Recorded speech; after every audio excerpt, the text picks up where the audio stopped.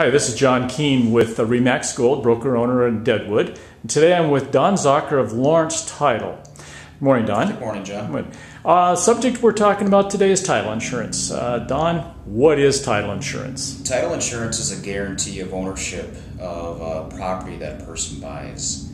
And basically what title insurance covers is prior deeds or prior errors in documents, forged documents that are recorded at the courthouse. So basically if there's an error somewhere in the chain of title, your buyers are covered for that for as long as they own the home.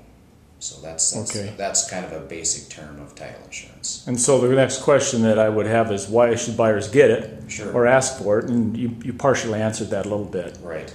Yeah, the reason they want to get it is, one of the biggest purchases a person makes is their home. And title insurance is a one-time fee, and it's good for as long as you own the property. Now, a lot of our claims, what's happening is a lot of our claims are showing up 2 to 5 years after the time that people buy their homes, and title insurance is, like I said, is always good for as long as you own the property. Okay, great. So, and we talked about what it covers. I mean, it covers claims. Is that what it does? When you purchase a title insurance policy, what our job is to do is to let you know what your property is subject to. And what I mean by that is properties have rights that other people have the right to use it. Okay, so for instance, there's easements that go across your property for like gas or water lines or sewer lines or something like that. We show you what easements are out there.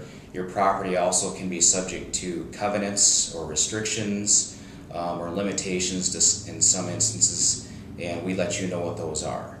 And basically we're just telling you who has the right to use your property and what limitations you have with that property.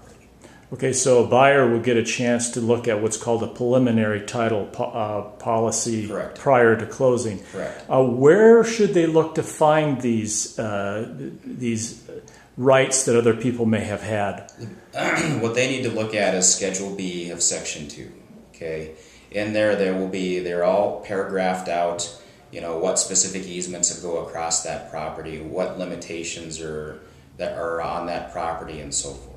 And we always recommend that they always review it before they purchase the home, because there's questions that people after they bought them always have, and they're wondering why these are on there.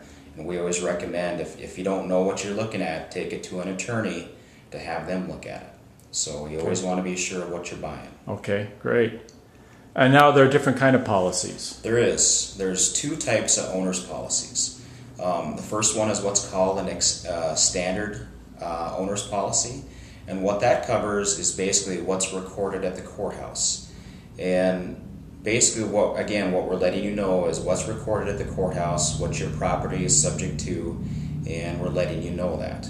Now, the standard coverage is the one that we sell the most, but it does not give you the best coverage. The best coverage is what's called an extended owner's policy, and the price on that runs anywhere from 25 to 50% over and above the normal premium, but there's some major differences in it.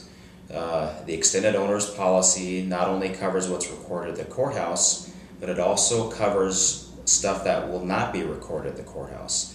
For instance, mechanics liens. Mechanics liens are a real big issue around here, and mechanics liens can be filed up to 4 months after the time that they do the work.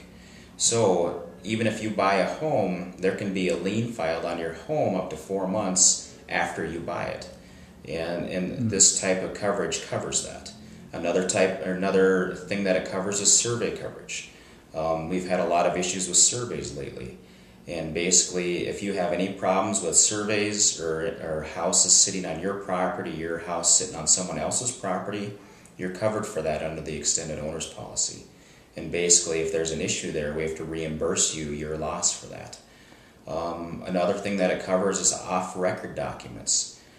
Basically stuff that's not recorded at the courthouse. And what I mean by that is sometimes in families they will do deeds back and forth between a father and son, or daughter and mother, or something to that instance, and they won't record them at the courthouse.